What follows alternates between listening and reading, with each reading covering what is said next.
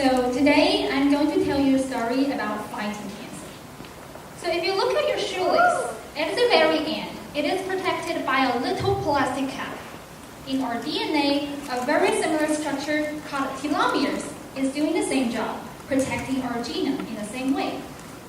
Telomeres get corroded during each cell replication.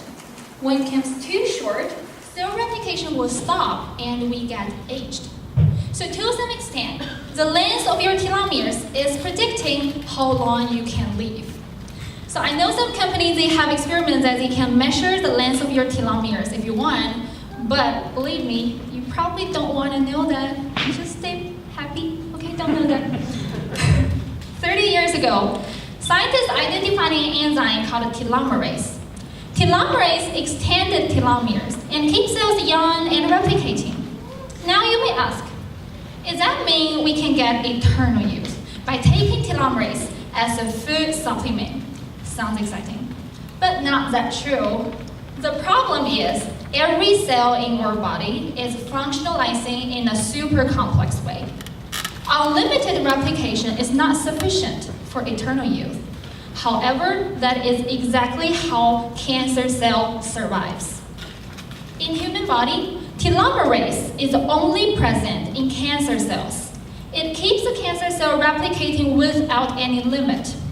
So now, telomerase becomes a promising target for cancer chemotherapy. As a chemist, I developed molecules that stop telomerase and consequently control cancer cell replication.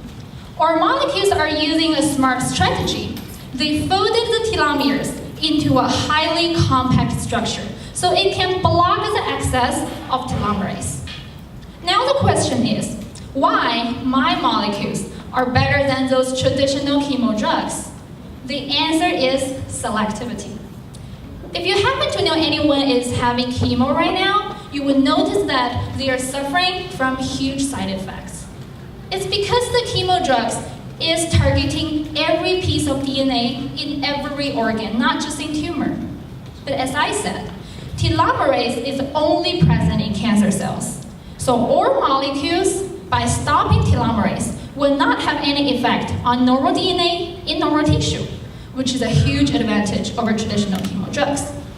So this is what I do in my 5-year PhD life, like this little girl here. I'm very proud of it.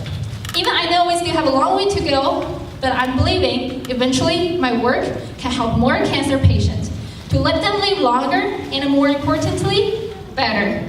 Thank you.